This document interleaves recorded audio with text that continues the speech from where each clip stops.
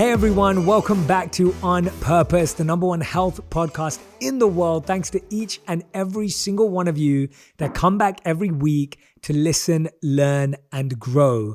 Now today I have the honor and privilege to sit down with one of my favorite authors, someone who has impacted millions of lives over the last couple of decades, and someone that I was just sharing with, I never believed I'd ever get the opportunity to sit down with. Because back in 2006 and before, when I was reading her work and interacting with the work that she was doing in the world, I never believed I'd get this opportunity. And so today I feel extremely grateful to be sitting down with the one and only Rhonda Byrne. And for those of you that don't know, and I mean, there'll literally be like 0.3% of you that may not know, but is an internationally renowned best-selling author that is best known for a documentary and book titled The Secret.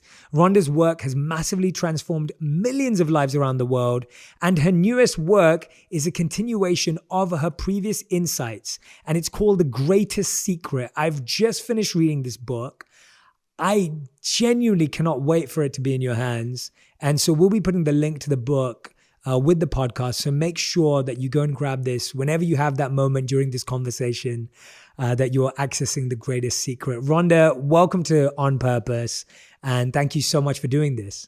Oh, Jay, thank you so much. Do you know, as you were doing that intro, I got very teary because just when you were mentioning changing the lives of millions of people, it really, to this day, you know, it just affects me. It's so humbling. And I'll receive a letter from somebody, and it's like the very first time that I've read a letter and somebody's life has changed, and it's never altered over the years. It just affects me the same way. So I just had a total meltdown listening to you then. So thank you.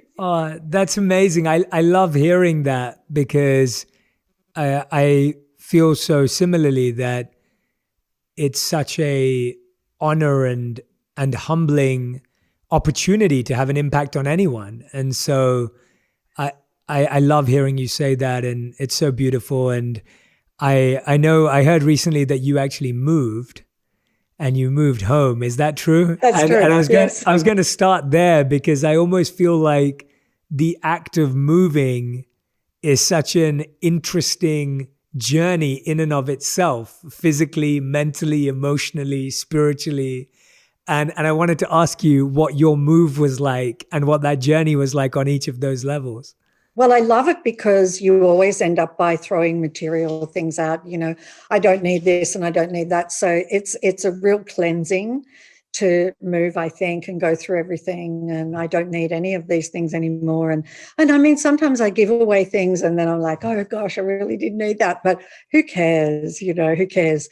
But do you know, can you believe this? I moved next door to where I was. Next door. Right? Oh, Is wow. that crazy or what? And so I'm on a property that is 85 acres of orchards and avocados and oranges and lemons and all of those things. And what absolutely gets me all of the time in life, and I never tire of it, is the way that life or the universe always lines up everything I've ever loved in my life. And so always, absolutely always, like open fires. And this property has deer walking all over it. And for me, coming from Australia, we don't have deer in Australia. And so it's just, oh my God, so amazing to wake up in the morning and there are deer outside my bedroom window. And I mean, just squirrels jumping everywhere. And so, yeah, it was really, really beautiful, a beautiful move, actually. And it was effortless, absolutely effortless. And kind of a new, you know, when you move, it's sort of a new. But then at the same time, you take you with you wherever you go, right? And so, Yes. and so it's always really good to just be working on the inner part of ourselves, because then when you take you with you, you have a fabulous life. What was the thing that you were happy to let go of physically or emotionally of that space? And what was something that you rediscovered, maybe that you'd forgotten about, that you thought, oh, I actually am excited to take this with me? Actually, I had moved a year earlier. So I'd had a massive cleanse when I moved. I had been in a really, really, really big house for like 15 years. And so that was amazing because I was just giving away everything. Would you like this? Would you like this? And so this move wasn't as great because I'd already cleaned everything out for the year before. And so let me think. I mean, the things that I loved about the house that I was in was the incredible sunrises and sunsets, and that I got to see those. That house had massive orange trees everywhere. And so the orange blossom was absolutely intoxicating.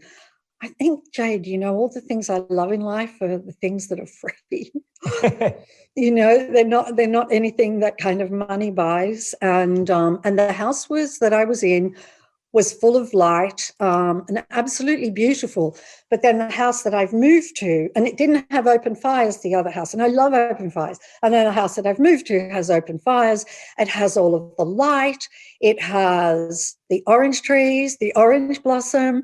It has a beautiful view across the oceanfront views. So it has the sunrises and the sunsets. And so it's just everything kind of lined up for me with the house that I'm in after being in the previous house. But I'm trying to think of things that, really, I think I just gave away mostly kind of clothes and things like that, and a few appliances and, just sort of things like that, not in my previous house, I gave away everything. I gave away barbecues. I was like saying to people, do you need a juicer? Do you need this? Do you need that? And I was just giving away absolutely everything, which I love. And when I moved from Australia to the United States, this was just prior to The Secret being released, I came with 2 suitcases. That was it. I left my home, everything that I had collected over, 20 years or whatever it was. I left it all behind and I came here with two suitcases, and it was for the release of The Secret. And I just intuitively knew that the United States would be the country that lit The Secret up first, and that I needed to be in the States. So I traveled here. I had 2 suitcases, and then everything that I owned back there, I gave it away. I gave it all away. Absolutely everything. Yeah. Except for 2 things. 2 things that I ended up by having shipped over. That one you can see behind me there, that tapestry. Right. Can you see that? Yes, I could see it. And see that Buddha. Yes. That Buddha. And those two things I brought with me, they were just like really special to me. But everything else I gave away. So I'm really good at letting things go, and I'm great now at letting things go, especially material things. I'm not really attached, Jay, anymore, I had decades of attachment, and I don't think attachment in the end's a lot of fun. So, absolutely. I mean, it's really beautiful, and I have all of open space here, and I think that reflects the way that I feel inside. And my journey of the greatest secret is just like this freedom and openness to life, and just this trust and faith in life, this total faith that life has got everything under control. Yes. Well, let's start there at the beginning of The Greatest Secret. You share this beautiful thought around how, what keeps us from the greatest secret is a belief. And I really liked how, despite the incredible success of The Secret, you've continued on this journey to continually seek for a deeper secret and the greatest secret, as you call it. And you say that a belief has been blocking us this whole time from this secret. Tell us about this belief. Where does this block of a belief come from? And how has it created such a strong hold on each and every single one of us? Well, the belief is that we are separate and that we are individual, and that all that we consist of, all that makes us up, is just a body and a mind. And I think the majority of people would consider that they're a body and a mind, and the name that they've been given and the story of their life, and I was born here and parents did this and I do this for a living, and siblings, and the story that we then we identify with and carry around with us, and those stories, it doesn't matter what the story is, it doesn't matter how fabulous your life has been, it does not compare to who we really are. And so we have this belief that we are limited, basically, in a nutshell, that we're a limited individual, that we're born and that we die. And that's kind of it. And the truth is we are so much more than that. We are certainly having the experience of being an individual, and we're certainly having the experience, having a human experience, but ultimately it is not who we are, and we were never born and we never die. And we are, if I were to sum up everything that we are, it's almost the opposite to everything we strive to be. So we are all the intelligence that there is. We are all the beauty that there is. We're all the happiness that there is. We are pure love without any judgment whatsoever. We are complete and utter freedom, which is why freedom means so much to us, why we will fight and struggle to be free.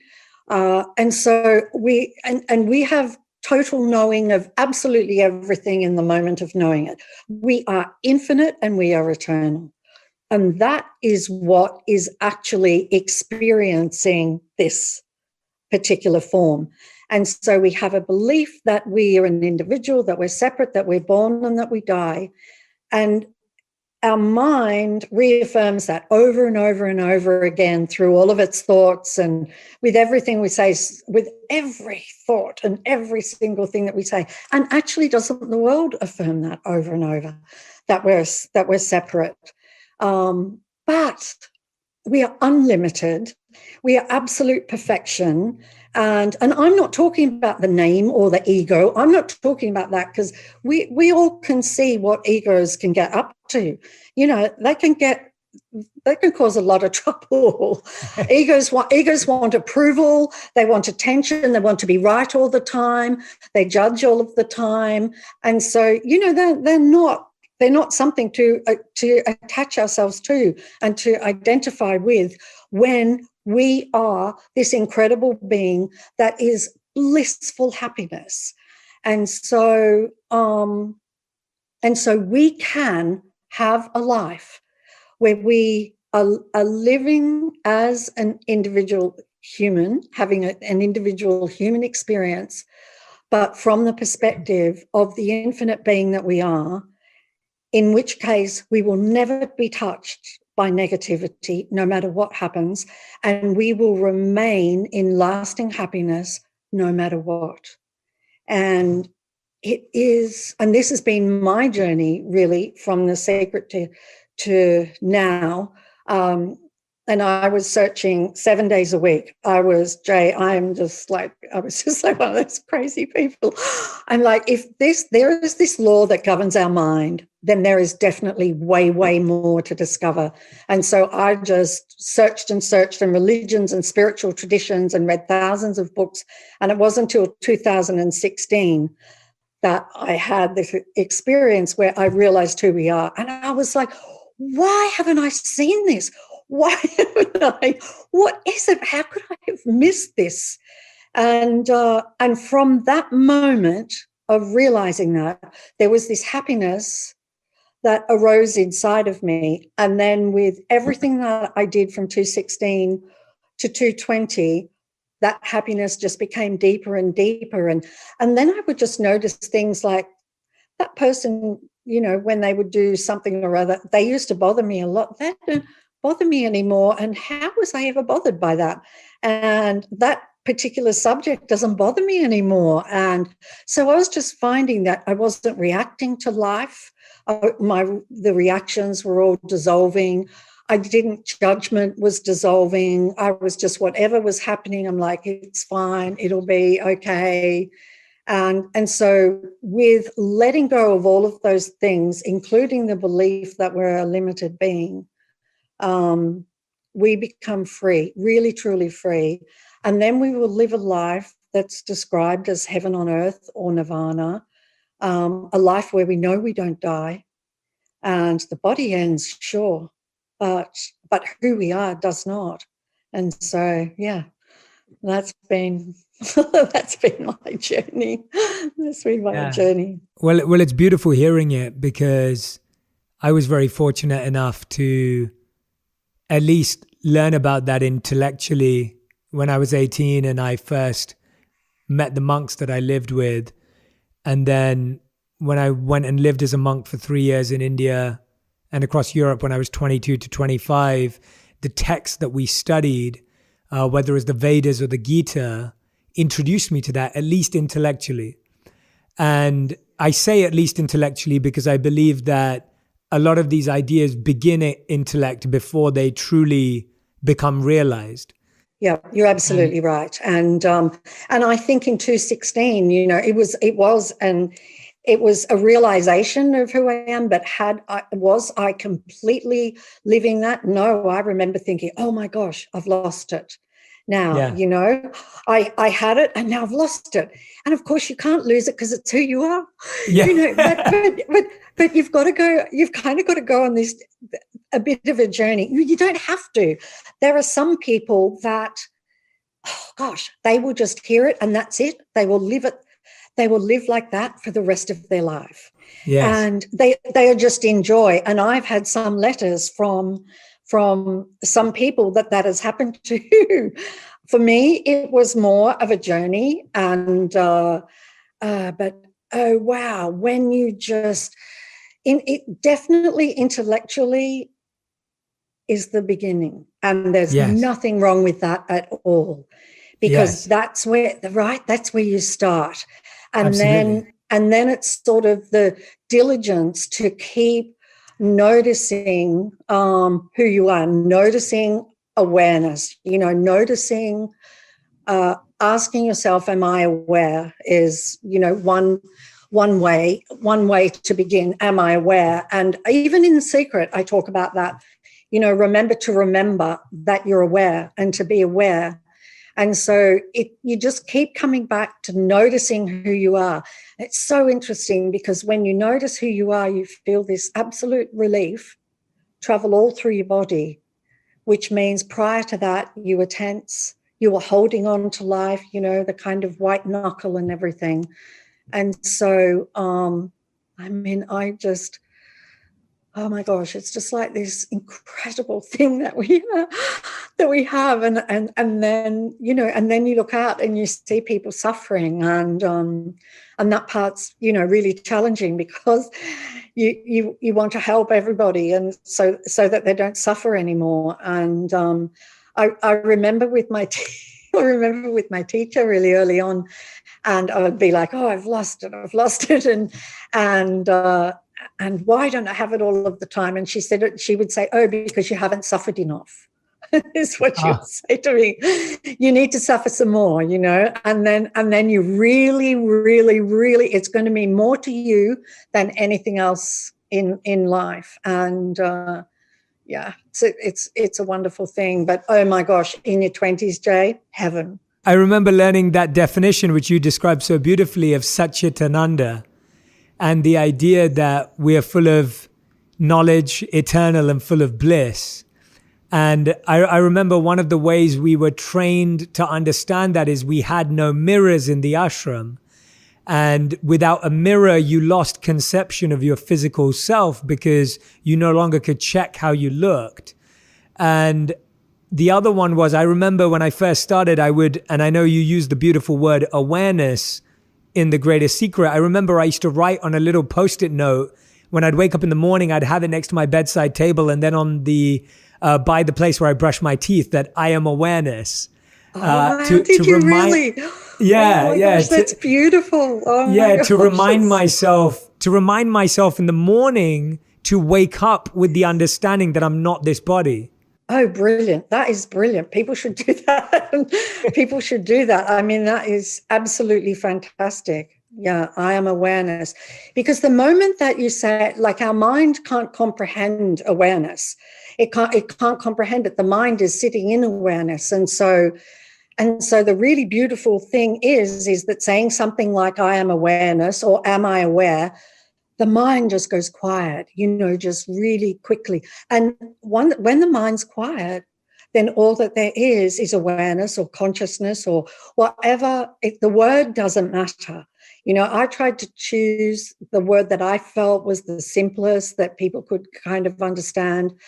But the moment the mind drops, there is awareness. And so, I love that. I am aware. Love it. Oh, thank you. Yeah, it was, that's why when I was reading your book, and I hope you can tell, like when I was reading your book, I felt so happy because when you were sharing this was the greatest secret, I couldn't agree with you more. I don't think there is a deeper secret at the beginning of knowledge. And we were always told that this is the first lesson you'll learn and the one that will take you your whole life to live, like to actually practice. And so when I was reading the book, it was so beautiful for me because I could totally see how much you care for people and for what journey you want them to take. But isn't it fascinating that we almost, and you said something really beautiful, and you talk about in the book about how actually we are free and we have complete freedom, but we limit ourselves. But isn't it fascinating that we think that the body and mind keep us safe? So like the very things that are actually keeping us imprisoned, we think that they are our safety. Totally. And don't you think, also with what's happened in the last year, that we had this idea, or most people have this idea that they work really, really hard to get safety and security, to accrue things and to have money in the bank and to have a house and all of those things, to have safety and security. And this world event that came along shook that and actually showed everybody what is the truth. And that is that we will never find safety and security in the world. And the reason we won't is it's always changing, always changing. But we are the only safety and security in existence. We're trying to get on the outside what we are on the inside. And that is not to say to enjoy this incredible world. I mean, this is a miracle. This is miraculous, this experience of this world. And it is here for us to enjoy in every way that each person wants to enjoy it.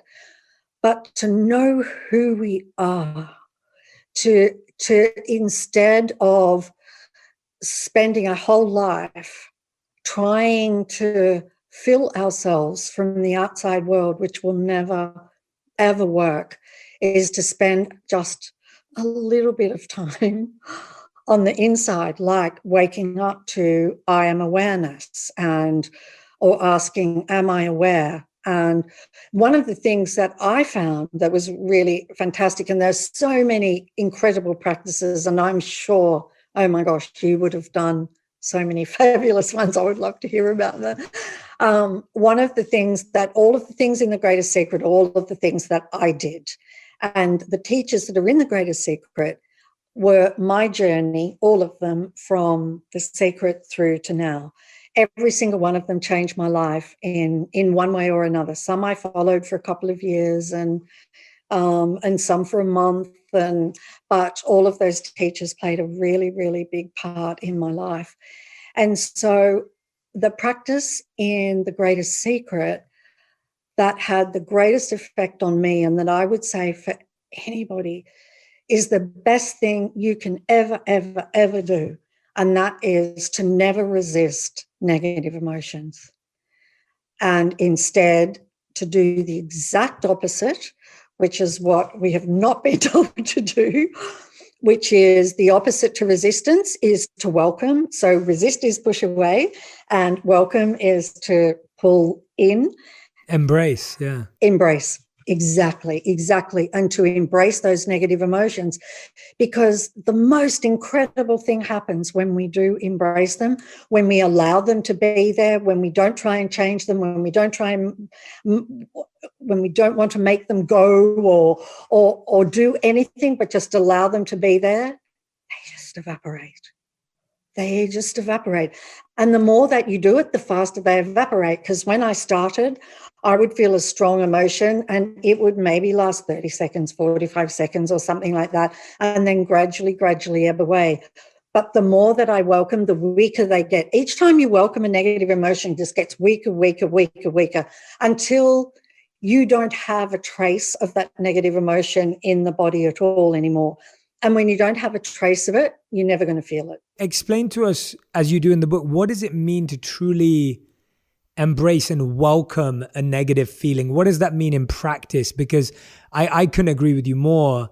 And just to help people as they're listening and watching, they're thinking, you know what, right now, there's so much negativity in the world. I'm watching the news. I'm stressed out about this. My kids are at home. I'm having to homeschool.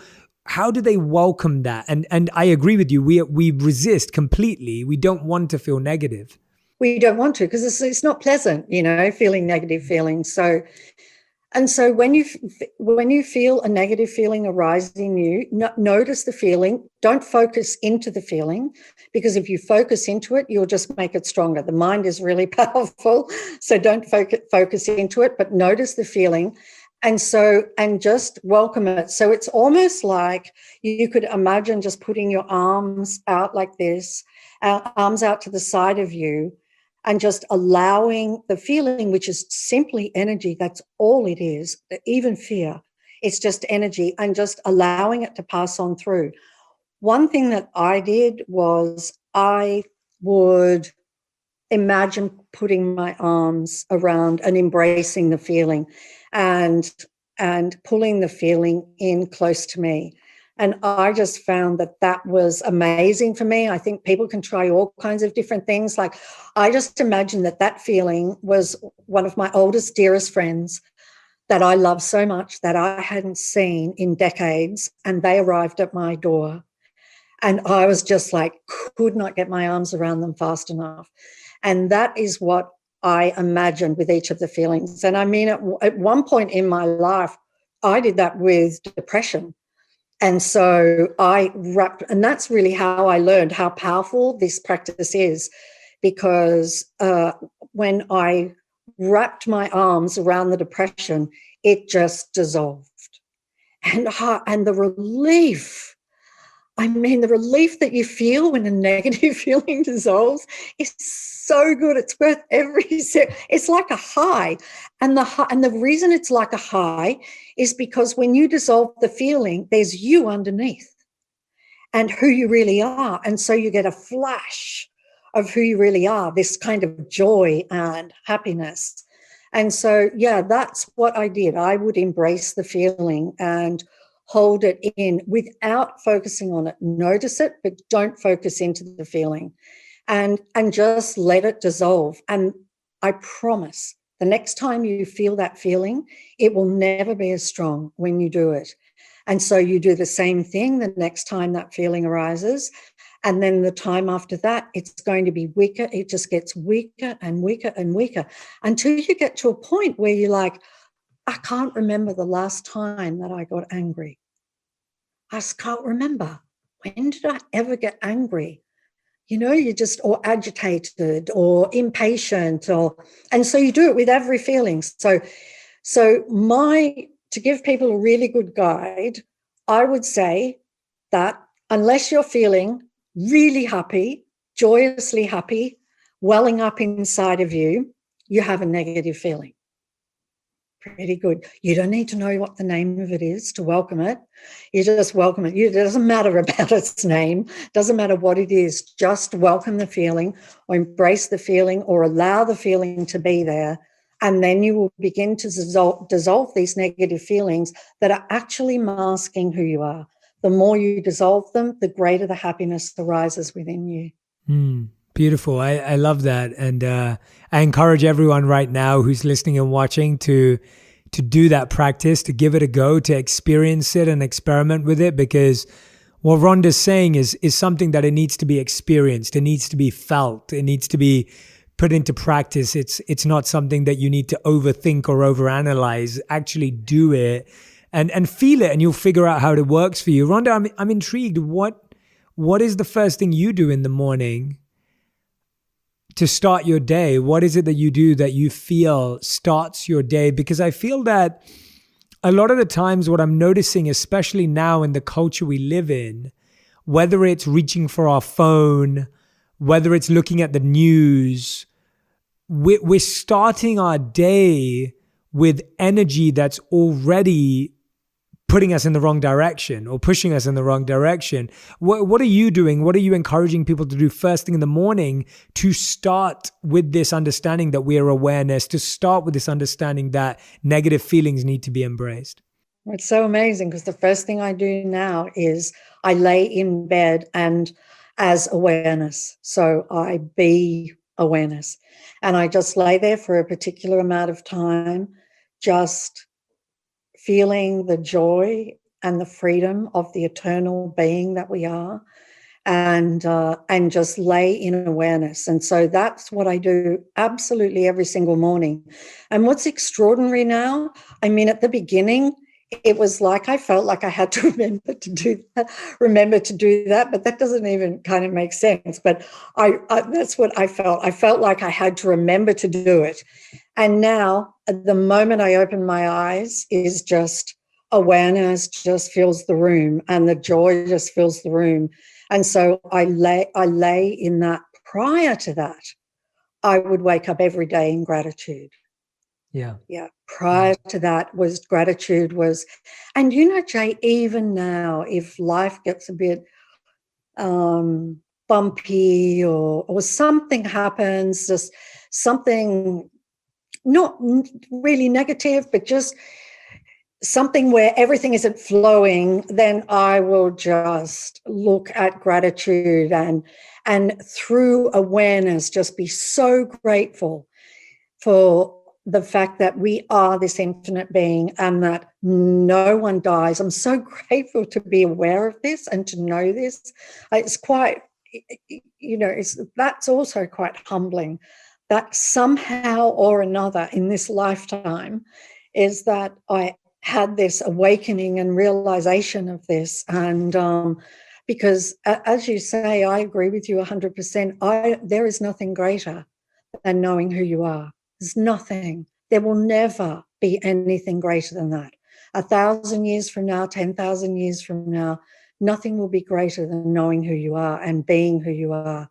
And it's just step by step, little step by step. And now's a really good time because the ego is being challenged. The mind is being challenged. It's being hit on all sides with the disharmony and the disruption on the planet. And so now is the best time ever to really welcome those emotions and to look in the direction of who you are instead of who you are not. Yeah, absolutely. Absolutely.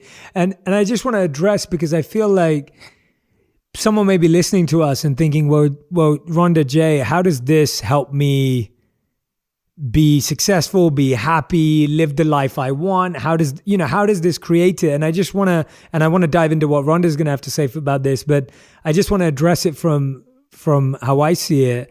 The understanding is very simple, that as Rhonda's saying, we're not our body. And if we think we're our body, we will surround ourselves with things that are good for the body.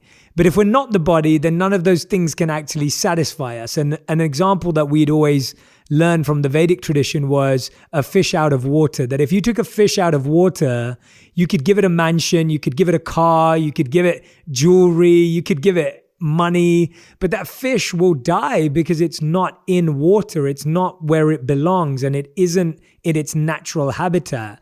And so similarly, understanding that we are awareness gives us the opportunity to do what is right for us as awareness, to truly feed that awareness. Because I think the challenge that we think about when we think about success or happiness, we think of success and happiness on the basis of the body and the mind. And that's why even after accumulating everything, we still feel dissatisfied because those things only touch the body and mind. Correct, Rhonda? Correct.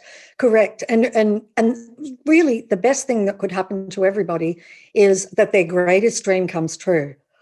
Because when your greatest dream comes true, the dream that where you are absolutely convinced that when this dream comes true, that is when I will really be happy. The best thing that can happen is that dream comes true, because when it does, you will realize that there is something missing, and that happiness that you thought you would have doesn't last.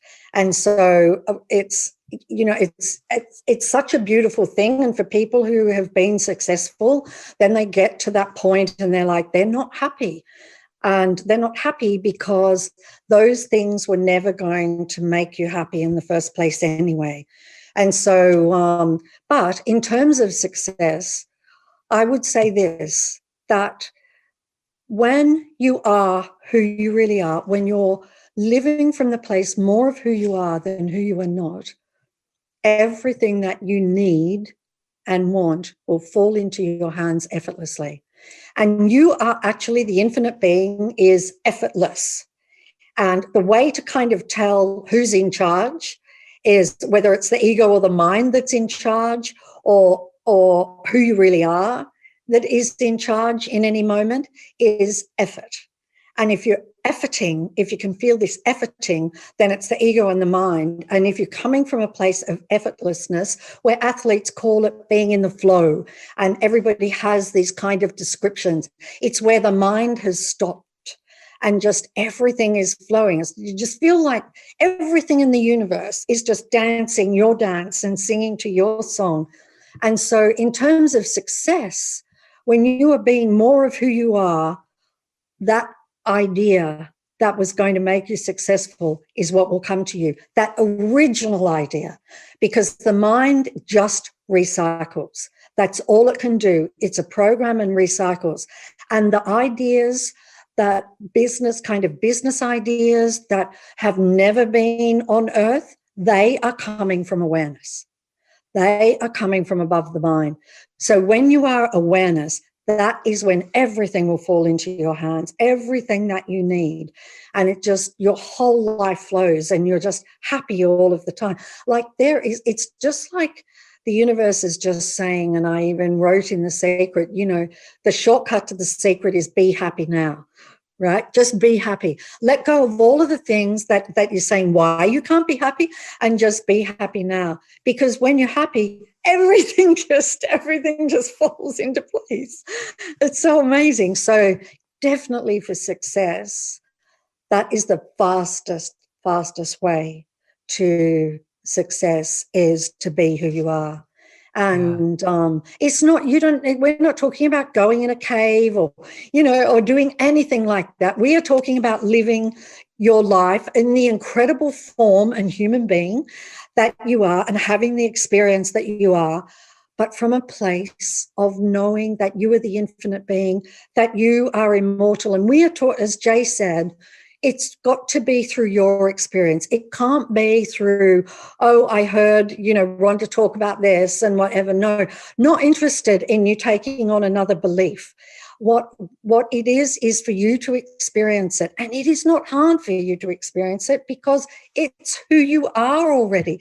It's not anything that you have to go out and get. In some ways, it's almost frustrating, isn't it? I remember when I started out, I'm like, it's who I am already. But at the time, I'd be like, I can tell the mind's taken over at the moment. And it's already who we are. And so what we've done is we've attributed everything that is awareness to the mind. We've given the mind the whole thing. And it's awareness that is hearing these words right now. That is what's hearing these words, right? That is what is seeing through these eyes. It's awareness.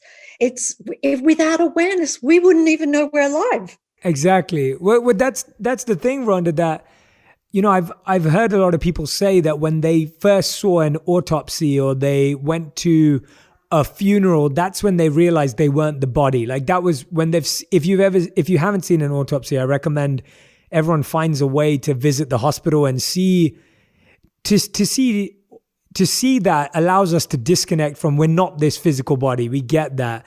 But I feel that for a lot of people, like you rightly said, it's difficult to think we're not the mind because, like you said, we have given the mind all of awareness. We think that is us. So I think a lot of people are getting to the understanding that we are not this body. I think people can get there to some degree, at least in their mind. But then a lot of us struggle to get behind, well, if I'm not the mind, then what else is there? Tell us about how you start seeing tell us about how you start seeing the fallibility of us thinking we're the mind. So let's just investigate and look at the mind and what the mind is. And so it's really good for you to find out what the mind is, especially considering that most of us have given it total authority over our life. And we believe all of the thoughts that it produces, and which is the voice in your head. And the voice in your head is not who you are. So that was a really big revelation for me. So all that the mind is made of is thought. Beginning to end, full stop. It's thought. And so it's memory, which is thought. And it has images, which is just thought in pictures, but it's still thought. And the current thoughts that we think. And so all that the mind is made of thought. And so without a single thought, and check for yourself, the mind isn't there. If there's no thought, there's no mind. And so when you begin to look at that and investigate that, then it's really quite interesting. But then so now we know that the mind is just thought. And therefore, when a thought comes and a thought goes, if we were our mind, then that means that when a thought comes and when a thought goes, a little bit of us would go with it. And then when a thought comes and a thought goes, a little bit more of us would go with the thought. If we were our mind, a bit of us would be disappearing with every single thought. But if you look at it, guess what? You are there, aware, before a thought comes, and you're there after it leaves. So how can you be the mind? And the other thing is, what is aware of the thoughts in your head? Awareness is aware of the thoughts in your head because a thought is not aware. A thought has no awareness whatsoever. And so the one that is aware of the thoughts is who you really are. And so when you start to and just sort of sit with this a little bit, I'm not suggesting that, in this moment you're like, I know I'm not the mind. But if you just kind of sit with this, and next time when you've got a whole lot of thoughts coming through your head, that you remember this and think about it. I was here before all of these thoughts, and I am here, still here after they go, fully intact. None of me has disappeared. And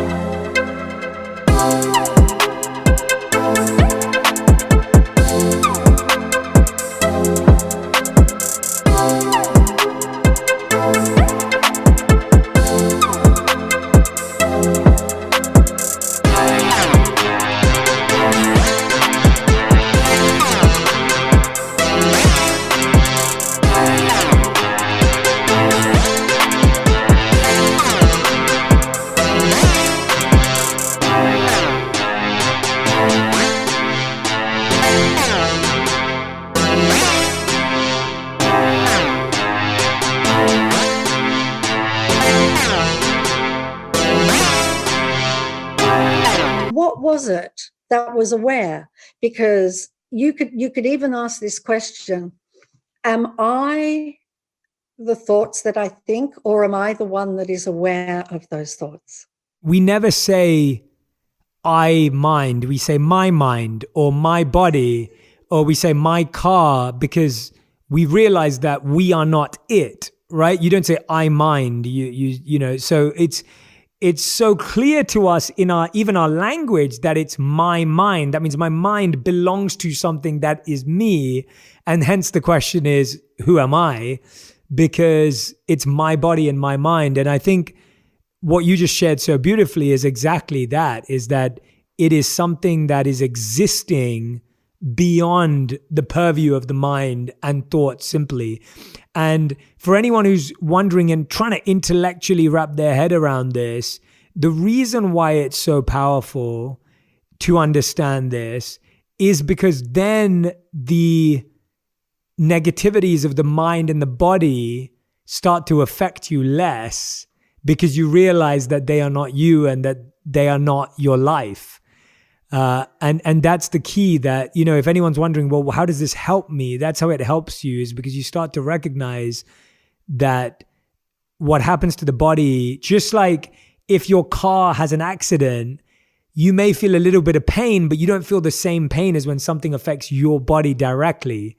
And that the car is a shell. And so similarly, you start realizing that I'm a driver inside my body and my mind. And so even though my body's hurt, yes, obviously I need to go to the hospital and take care of it, of course, but that still isn't me. No, and you know, Lester Levinson, who is in the who's no longer in physical form, but who's quoted in The Greatest Secret, and he would say that that our mind is just being created for one reason and one reason only, and that is to create what we want. That's it, full stop. That's its job. That's its tool, to create what we want in this life and what we want to experience in this life. And that it's not our psychiatrist, psychologist, psychotherapist, and tells us what to do, and believing our thoughts. And Jay, I believe my thoughts for decades. It's just amazing that you would believe these thoughts in your head. And if people just notice the next time, and I hope there's no next time, but that you feel agitated or negative emotion or feel stressed, it's because you were believing a whole lot of negative thoughts. That's it. You were just believing thoughts. And then that sends you, you know, into negativity. And so our freedom is, the mind is wonderful, fantastic tool. Nothing wrong with the mind. The only problem comes with the mind is when we think it is who we are. That's the only problem. And you give this analogy, which I loved. You talk about how we're in this dream state, and there's a need for awakening from that, because when you're asleep, right? When you're asleep, and I think a lot of people feel that. I think people right now feel an awakening in their life that's coming. Tell us about the awakening you're speaking about. I just think you know when you've woken up. I just think you know when you've woken up, because like if you're wondering, oh, am I asleep now? Have I woken up? When you wake up, you feel incredible. You feel so much lighter than you've ever felt. You feel so much freer, happier. Life just becomes miraculous. Everything is a miracle. The little things that you just kind of ignored before now are just things that will bring you to your knees, because the sheer beauty and love of those things, like sunsets. And I remember in my life, I would hear people speak of these things. And I remember I used to think, oh, you know, I just need to be able to pay my bills, you know, forget about sunsets and all that kind of thing, you know. But as you awaken, it just frees you from all of the limitations and all of the conditioning that we've all had in our lives. No one's to blame for that. It's just kind of part of the journey. And you just become free. The feeling is incredible. And people can have lots of little awakenings, can they not, you know, along the way, like a little, and it's usually when you've seen through some belief that you're like, oh my gosh, I used to believe that, and that isn't true. And then you just suddenly feel lighter and freer. And so awakening is just a big one of those. It's just a huge sort of realization. It's like a wow moment, but instead it's a wow, wow, wow, wow, wow, wow, wow moment. Everyone can have it. There isn't anybody that can't have it. Everybody can have it because it's who you are already. What are some of the daily rituals that people can do to experience what you're speaking about? Because as we both know, it isn't a life hack, or it isn't an app download, or it isn't it isn't a mechanical, operational, logistical, read this 3-page, it's not that. So what is it? Like, how do we make it more tangible for our tangible minds? Because our minds are wanting to do something daily and repetitively, because it is repetition. There is repetition. What would you say we can do daily? Well, one of the things that you can do, which really helps disidentify with the body and the mind, is to take. Let me see. So first of all, take your body and just put your body aside over there, because you are not the body. So just like put that aside for the moment. That is not who you are. You can pick up the body in a minute or two, but just put the body aside, and then put aside your name and the age and the description of you, and also put aside the story of who you think you are. Put all of that aside. So now the body's aside, the story's aside, all of those other things are aside. Now what you're going to do is you're going to take the mind, and just for a moment, you're going to put the mind aside. And that includes all memory and all thoughts and all feelings. And you're just going to put that aside as well. Just pop that aside. And now very quickly notice what is left. Because what is left is awareness. And so that is one way, that's a really good way in the beginning to come back to awareness. And it's like, I think in ancient traditions, some of them spoke about, it's like peeling the onion, right? Mm-hmm. So instead of us accruing, we think we have to pile on all this knowledge and everything. We go through life and, I need to learn more, and I need to accrue more, and I need to get all of these degrees, and all of that has its place, but it's never going to set you free. And so peeling away what we are not and seeing awareness is what will set you free. And once you can get to the place, honestly, the way that I did it was, and I put it in the book, and it's 3 steps. I would ask myself multiple times in the day, am I aware? And the moment I would ask, am I aware, awareness would be there. There would be this awareness. And then I would go about my day, and then I would ask again, am I aware? So I did that constantly. That's a practice to do constantly. After a while, actually really short amount of time, days really, or a week or 2 weeks, when you go to ask, am I aware, you can't even ask the question, because awareness is just completely there immediately. And so the second step is, the first step transforms into the second step. So you go from asking the question, am I aware, to automatically noticing awareness. So then lots of times in the day, notice awareness. And then the third step is stay as awareness. And the second step merges into the third step, because when you notice awareness enough, then you're going to find that you are staying as awareness more. And so what happens is, just so people understand, what happens is the mind is kind of potentially for many in the foreground at the moment, and sort of running your life. And awareness is so quietly, beautifully, magnificently, quietly sitting in the background. But when you ask the question, when you notice awareness, stay as awareness, what happens is there's a total shift, and awareness comes to the foreground and the mind goes to the background. And that way you can use the mind whenever you need to use the mind. It's great to make a date, like for us, doing this podcast. It's really great for things like that. But then you can stay as awareness, and then your life is just absolutely effortless, and you just have incredible happiness, and that's where it all is. I love that, Rhonda. It's been beautiful discussing this with you, because I love that you're really, I really do believe it is this. You're really challenging all your readers and the people in the world to go beyond Yes. the body and the mind, which really means to go beyond the desires of the body and the mind, which is really difficult because we've been trained to believe that the desires of the body and the mind are what will make us happy. And so I commend you and feel great joy that you're putting this message out there and encouraging people to go in this direction. And I want to ask you now what we call the final 5. These are your final 5 questions. And we do them in a fast 5 rapid fire. So wow. each answer has to be 1 word to 1 sentence maximum. So Rhonda, these are your final 5. And the first question is, what is your biggest lesson from the last 12 months? Discovering awareness. Beautiful. What are you hoping to manifest in 2021? Freedom and joy for as many people as possible.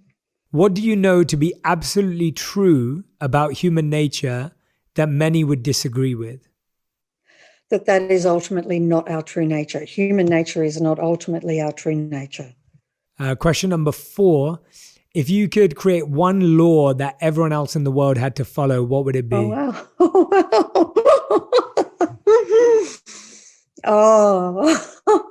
Happiness is mandatory. Yeah, that's right. I would have the law of happiness, because then everything would be totally fine. I love it. And question number 5, final question. Beautiful, very quick, concise answers, very, very clear and amazing. 5th and final question. What is 1 truth that you try to live by every day?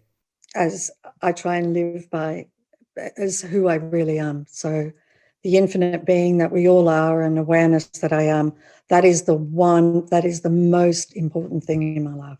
Everyone, that's Rhonda Byrne, The Greatest Secret. If you want to dive deeper into your personal, eternal journey, then this book is a phenomenal guide to doing just that. It's a lot heavier than it looks too. It's a heavy I know, book. right? It's a heavy, chunky book. What happened there? The truth is heavy, so it's a heavy book. It's a beautiful book. I highly recommend it to everyone who's listening and watching today. Rhonda, it's been a joy spending this time with you. I really look forward to meeting you in person and getting to do this again in person one day. And I'm really excited for all your readers, the millions of people that will read this book and take